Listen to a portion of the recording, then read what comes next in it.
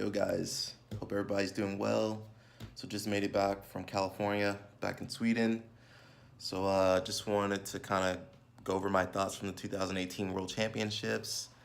So, this is, the Worlds is the biggest tournament of the year. You know, um, when we go out there, we bring it, everybody that goes out there brings their best 100%. So, it was a great tournament. For me, unfortunately, lost to Josh Inger, but when you're in a game so long, like I expect losses to happen, and I just try to learn from my losses and come back stronger. Make the little adjustments that I can, and try it again. And if it doesn't work again, just go back to the lab, figure it out again. So this was a good tournament. I just love being out there. I wish they would move the worlds a little around a little bit, just because it's always in the same spot. It's always in the pyramid. It's always in Long Beach. Um, I know they do it because it's just cheaper there. That's probably the biggest reason. It's close by to where all the schools are, and it's cheap. But to be a real world championship, maybe they should, like the Olympics. Hey, maybe travel to Europe, because Europe, they always have like Europeans. The European Championship is like the biggest tournament for jiu-jitsu. So or maybe Asia or South America. I think it's going to allow more people to be able to attend, and it's just going to make it just that more popular if it moves around, because a lot of people can't get to America, and it's just costlier. But if you can have it somewhere a little bit cheaper, then maybe you can kind of just make it more equal for everybody trying to compete in this tournament. So the tournament itself is really great. Just some things I thought about while I was there competing.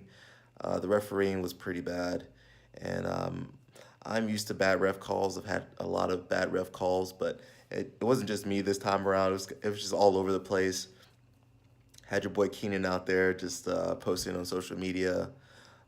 So I think a big part of that is that the refs they're doing so much, the whole, I think it was 4 days for the tournament. So, man, the guys are refereeing, all day. They're tired. And of course, black belts are like, don't, black belt matches don't happen until Saturday. So they had, you know, I think it started Wednesday maybe, or Thursday. It was like Thursday, Friday. And then Saturday, they're already kind of tired. And so, they're only human. They're going to make mistakes. That's just how the world is, man. They're gonna mess up.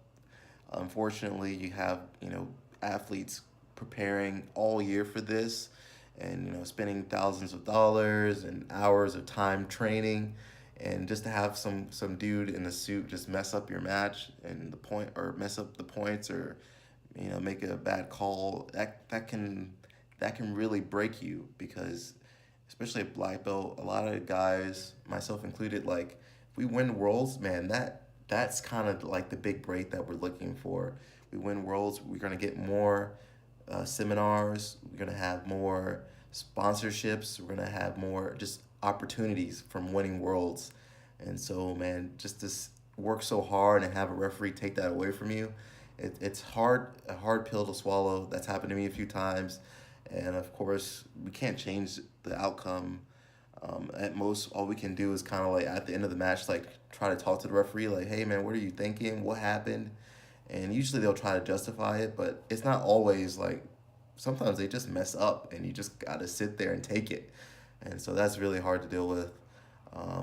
So hopefully we can get the refs, maybe just more referees, or like more rest for the black belt matches, or maybe like the tournament could be like over the course of a few weekends. I believe that's what they do for the Brasileiro. That way you could have like maybe 1 week you have, or 1 weekend have like the white blues go, and then the next weekend have the purple and browns, and then the last weekend have just the black belts. And I think maybe that will help. Also, there's always this big discrepancy with the rules, because the rules are always changing. Sometimes I think I have a handle of the rules, and then like I come to find out that, hey, I messed the rules up, or maybe they changed the rules that year, or hey, in the rules it says that it's the referees, up to the referees subjective opinion. So man, you never know, man. You never know. Because you never know if the referee is on what team the referee represents. You don't know if you're fighting the guy that the referee is friends with.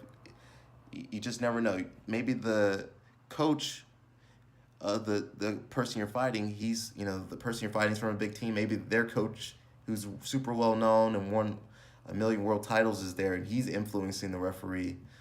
So I just would like more oversight in that process, and just because I don't want people getting screwed out of that hard work, because again, worlds could man, that could make your whole life right there. Something else I noticed was just like the rate of injuries from the tournament.